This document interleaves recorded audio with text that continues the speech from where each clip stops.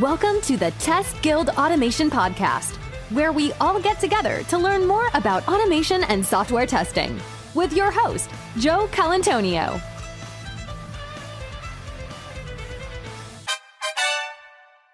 Hey, it's Joe, and welcome to another episode of the Test Guild Automation Podcast. And today we'll be talking with Kevin all about modern integration testing using test containers and probably other topics around testing and development. Kevin is one of the test containers co-maintainers. He's really passionate about Floss, containers in Java, Oracle groundbreaking ambassador, so he really knows his stuff. He likes to write Python programs to support his wife in performing behavioral science experiments with pigeons, which I'm sure I have to touch on. He also plays the electric guitar and is a musician in his second life. After many years of working in the industry as a software engineer and a short detour into the world of academic blockchain research, Kevin is now working at AtomicJar, trying to make developers more happy and productive, one container at a time, with some what I think is some really cool technology that everyone should be using. Hopefully after this interview, you'd think the same. So you don't want to miss this. Check it out. The Test Guild Automation Podcast is sponsored by the fantastic folks at Sauce Labs, the cloud-based test platform that helps ensure you can develop with confidence at every step from code to deployment for every framework, browser, OS, mobile device, and API.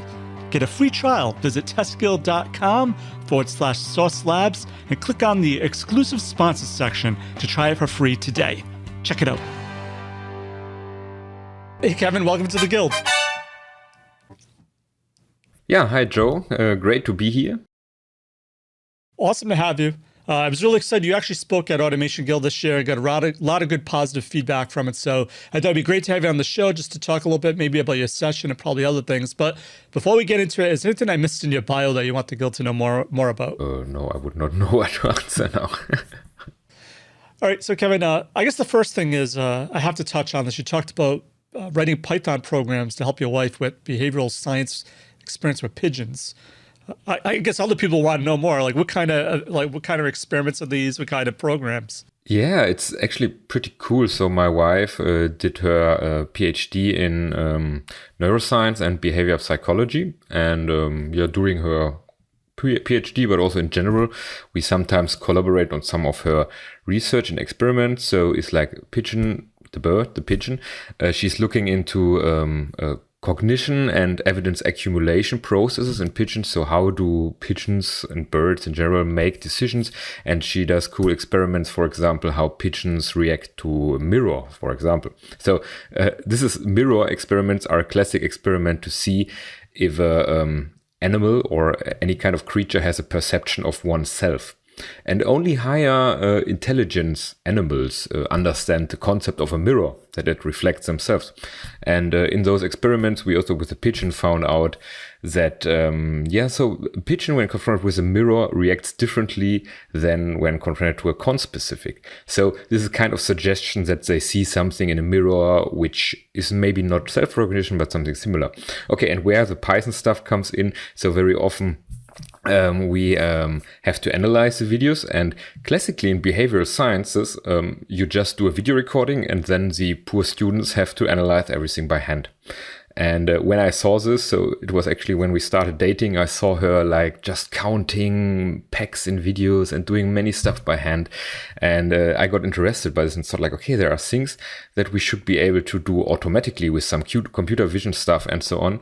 So that's where I got in, and sometimes doing like tracking, like the pigeon goes through a labyrinth and we track the pigeon movement. Or recently there is a really awesome open source library. It's called DeepLabCut. It uses deep learning based pose estimation to then track animals in videos, and it works amazingly well.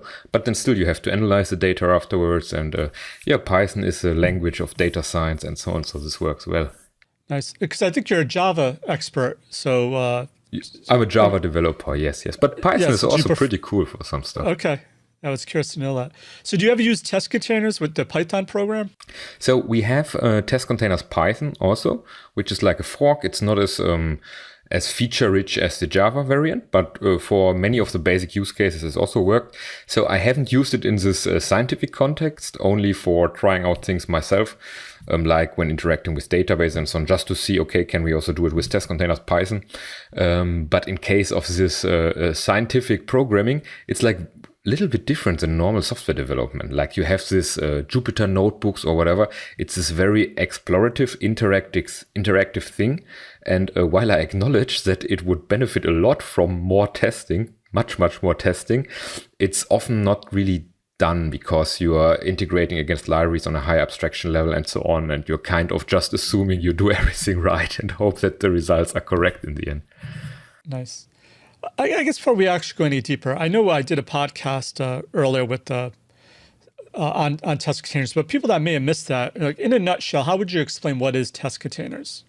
So it is a library from within your test code, instrument and create your test environment following an infrastructure as a code approach. And really the specific thing is that this infrastructure code resides directly next to your tests, most of the time in the language in which you're writing your test. Like when I'm having Java test in JUnit, I will create those environments using test containers, also using Java code as part of my JUnit test. So like executing the tests and spinning up the test environment becomes kind of a really atomic unit. And that's very cool and very useful. And on a technical level, how do we do it with test containers? So we start Docker containers. Of course, you could start Docker containers before. You could use bash scripts or whatever. You could use Docker Compose. But the difference then is that you had to do it in an outside process most of the time, like a process before you run your tests that would spin up your environment. And then the test would run against it and would need to do certain assumptions or whatever. And then afterwards you need to clean it up. But having this possibility really in the code in which you write your tests just gives you much more flexibility, makes some patterns very robust. Like we do a good job in cleaning up afterwards. We do a very good job in detecting your Docker environment. We do much more advanced things like waiting for the application within the container to be ready. You don't have this. If you just start a container with Docker, like there is no knowledge of the database running in the container. But test containers can have this knowledge and can be extended to have more knowledge about the applications in the containers using Java and so on. Yeah. So, this almost sounds like infrastructure as code type of approach. Mm-hmm. Been around for a little bit, but I don't see many developers necessarily embracing it. So you being a hardcore developer, if someone's listening, says, what benefits? Obviously, I know a lot of benefits, but like a lot of people are like, oh, it just seems like a lot of overhead for me to write a few unit tests. What would you say to someone like that? Yeah, so now that you mentioned unit tests, that of course makes it already like a bit hard to define. Okay, how do we define unit tests? So we often call them integration tests, but some people call them actually unit tests. And especially in the developer community, it's completely fuzzy about the definitions, those different layers. Yeah. And I recently read an article from Kent Beck and Eric Gamma. They wrote in the 90s after they did the JUnit framework. And they said, through this JUnit framework that allowed the developers to write the tests as part of the Java code and make test-driven development much more accessible, it became in general more accessible to do testing for developers. And in my opinion, with test containers, with a way to very easily spin up like your integration testing dependencies, like your database, now it suddenly becomes much more easy for you as a developer to write integration tests. And this can change the way you think about composing your test suite. So before you would maybe do a lot of mocking, you don't want to do integration tests against a database because it was, I don't know, messy to set it up, or it was flaky because you were sharing the database with someone, whatever. And now you just basically instantiate a Java object that is your abstraction. This will then spin up the container with the database, and there you go. There you can run integration tests against it, like test real SQLs. And this just changes the way you test and develop. And it's not a lot of work. So sometimes it takes a little bit more time to spin up stuff, like in the area of seconds. So you have to be mindful of this when you want to do it and when not. So it's still benefiting to decompose your test. Like if you have pure functions, okay, test them as a pure function. Don't do a big integration test. But if you are testing your integration with another technology, like with the database or with Kafka or whatever, and you want to use the full power of this other technology, I would suggest then, okay, embrace integration testing instead of building additional abstractions that then does not allow you to use the full power of the service in your application anymore. Yeah, so I definitely agree. A lot of people have different definitions of what is unit testing, what is integration testing, what is functional testing almost. Yes. So, a lot of times people say, I'll just mark it or stub it. Like, I don't care about the service. Like, this seems like it's going to add extra overhead. So are there different points in your pipeline where, okay, maybe I'll do some quick mocking, stubbing, but then for the other part of the pipeline, I want to do this other test. I definitely need to make sure I'm integrating with a real service or something.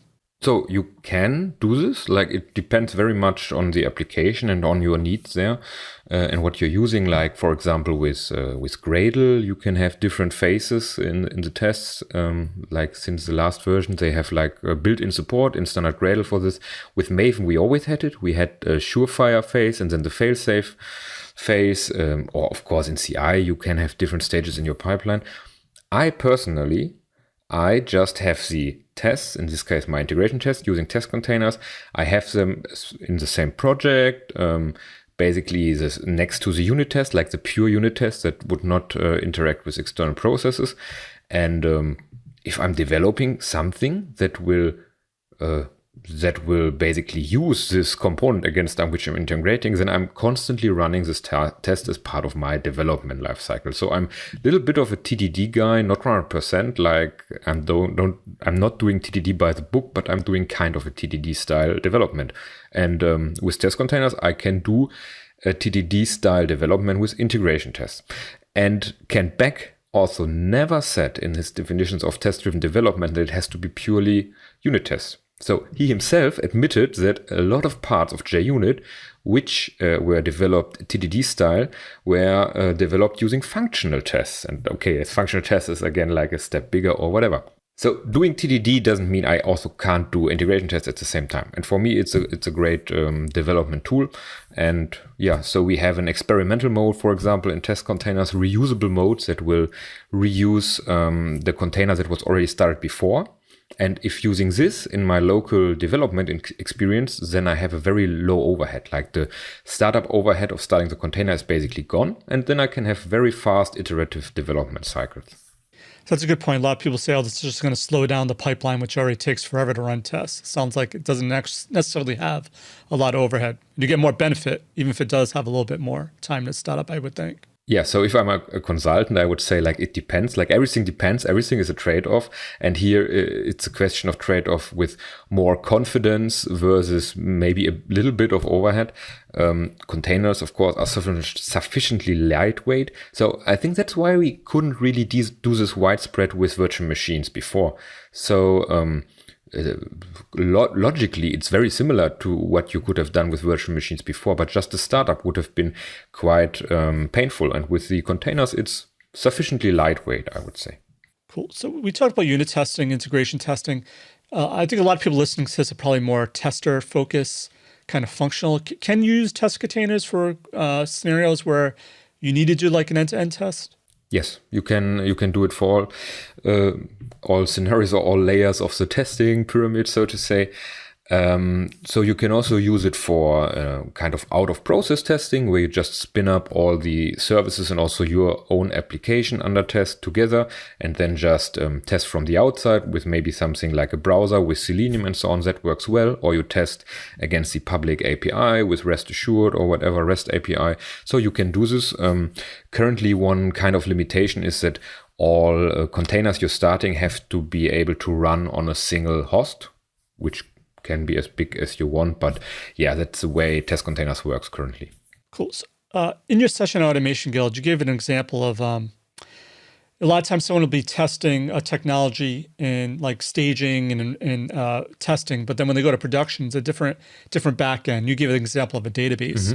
Mm-hmm. How many bugs do you think people would find if they actually use test containers to actually test using the exact technology that they're using in production? Does that make sense? Like, yes. So I I definitely know this is the case sometimes with H2, like H2 in memory database and a certain emulation mode versus then the real database. So I can't give you numbers or percentage, but anecdotally, I have heard this from users, and I have heard this also from other open source maintainers that are using nowadays test containers for doing a lot of the integration testing. So especially around this JDBC relational database domain, I think it really helps you to find some of the more weird idiosyncrasies of certain technologies. And also, so regarding H2, sometimes you had to then maintain two different schemas because H2 or two different set of SQL scripts because H2 was not able, even in emulation mode, to run all the features of Postgres or whatever. So I think it's also can help you with making your code more maintainable. Nice. So I know another trend that I've been hearing a lot about is software site reliability engineering and chaos engineering. And that a lot of times now when we build software, because we use so many third-party applications and services, like there's a lot of things outside our control. Can test containers help us get some sort of like experiments of what happens when we rely on a third-party service that we have no control over, if it goes down or if it starts acting funky? Yes, so you can do this very nicely because you, in your tests, have access to the infrastructure components basically as Java objects in case of test containers Java. So you can experiment and just see, okay, what happens when I stop the database container while I'm in the transaction? What happens then? And we have even a special module from the chaos engineering community that it's called Test Containers Toxi Proxy. And this Toxi Proxy, so it's from chaos engineering.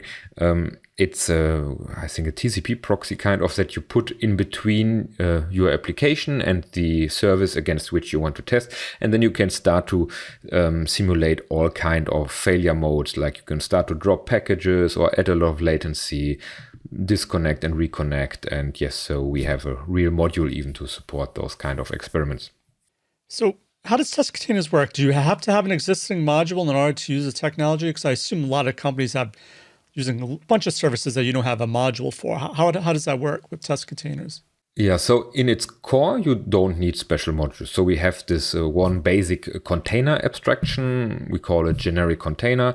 It's an object-oriented abstraction over Docker containers. And you can put any Docker image in there. So anything you can run as a Docker container, you can also use with test containers. So those additional modules we have, they give you some more comfort features, like we have for the relational databases. They have APIs to get you directly the JDBC URL with the map port, or we have certain wait strategies already configured. So the wait strategies are the checks that ensure that the application in the container has started.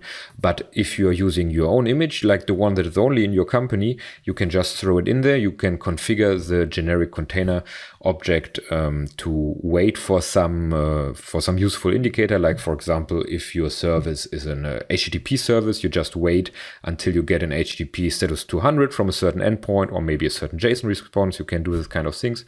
You say, okay, I want this container to expose port 8080, whatever, then test containers will dynamically map it to a free port, and then you're good to go. So if you know how to run an application with Docker, you basically know how to run it with test containers as well. Nice. How hard is this to integrate right now? Say someone's listening to this, I want to try this out.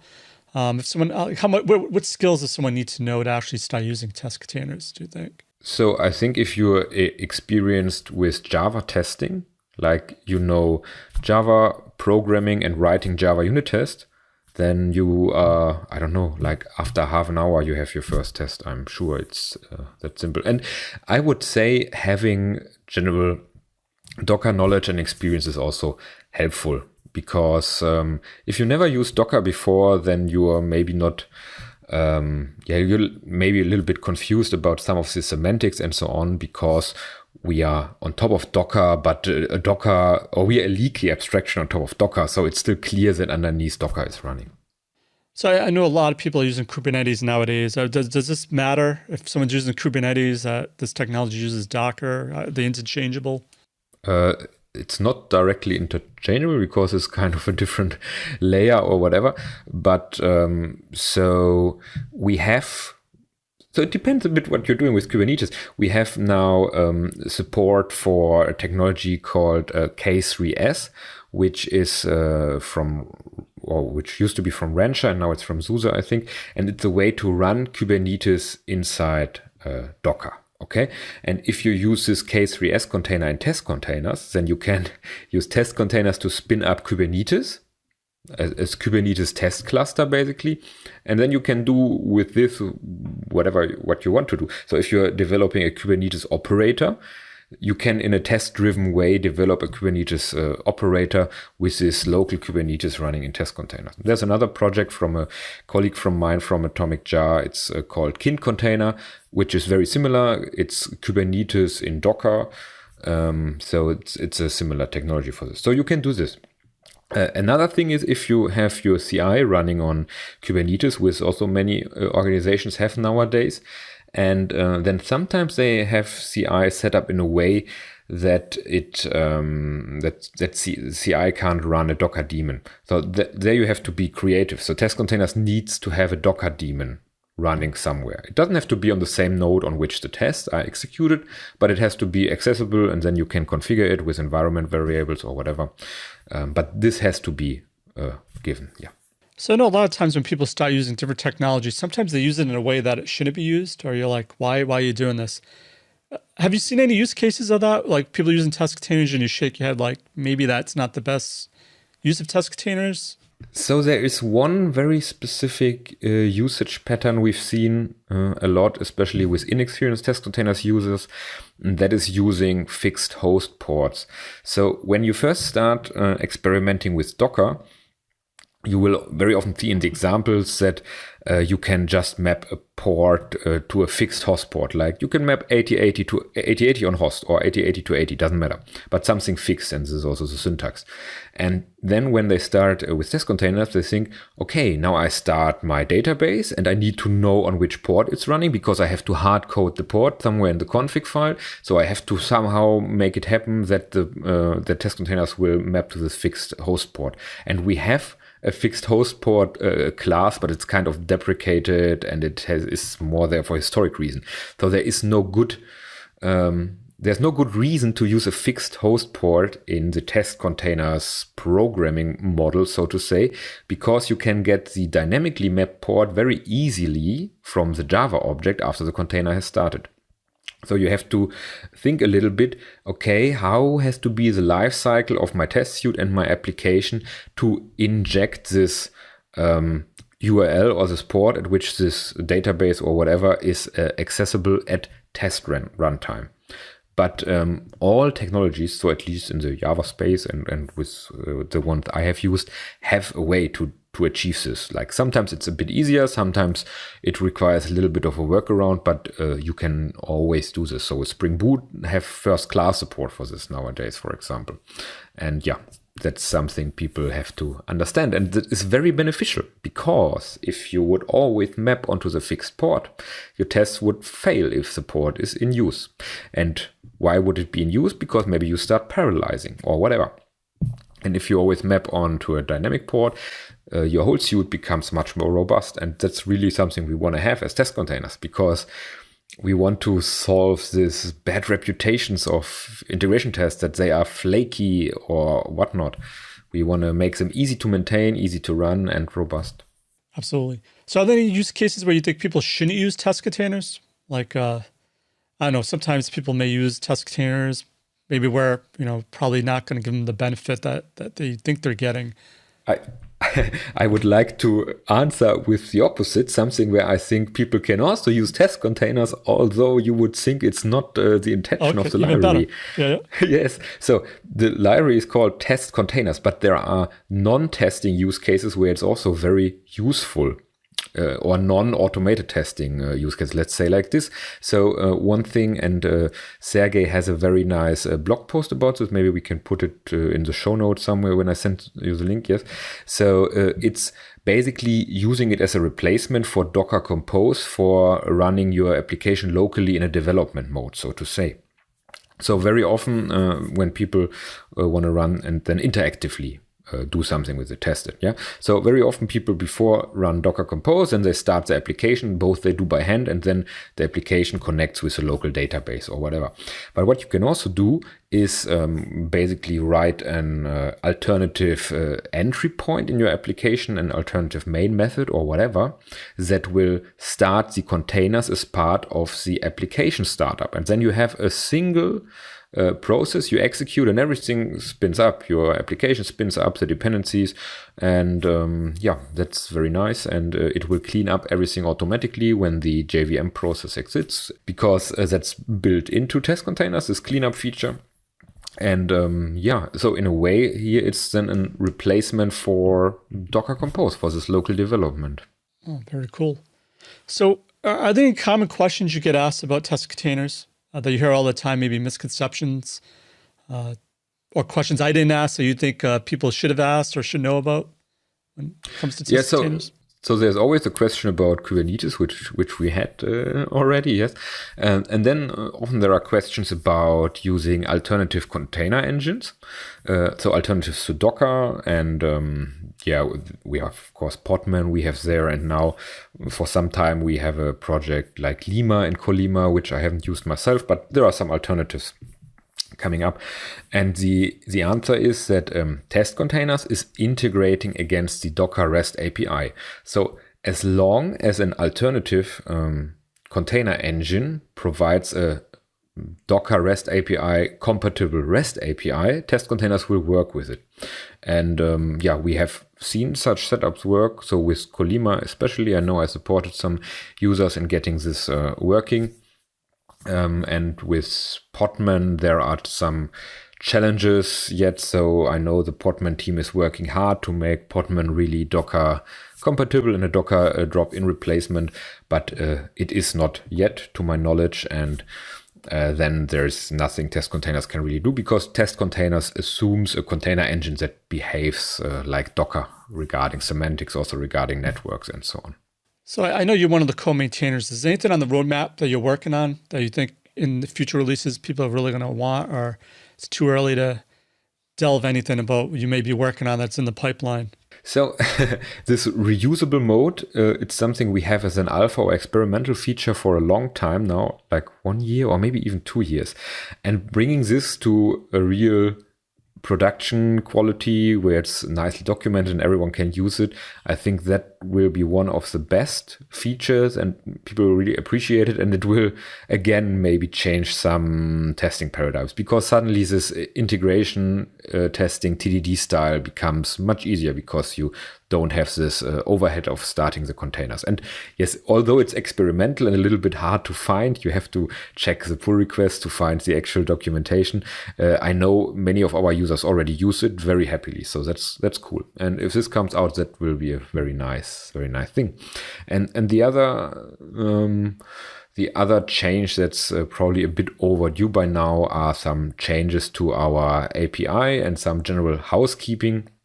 Like, for example, we still have a JUnit 4 as a dependency in the core of test containers, and that's just there for historic reasons. So we also have support for other test frameworks, or you can also use test containers outside of a test framework. So there is no good reason that we have this hard dependency on JUnit 4. So removing this and as part of this, maybe having some cleanups for the API, some other patterns to make a construction of container definitions versus then a started container a little bit more reusable or a little bit more flexible is something else we are exploring, yes. Right. Kevin, I don't know if I made this as clear as possible. This is all open source, correct? Everything yes, we talked about up to this 100%. point, open source, free to use, no strings attached.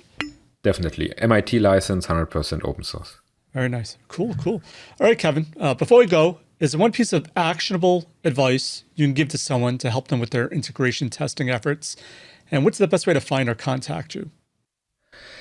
So if you are maybe currently testing using something like an H2 database, and you're just using this special JDBC URL that then will start the H2 database.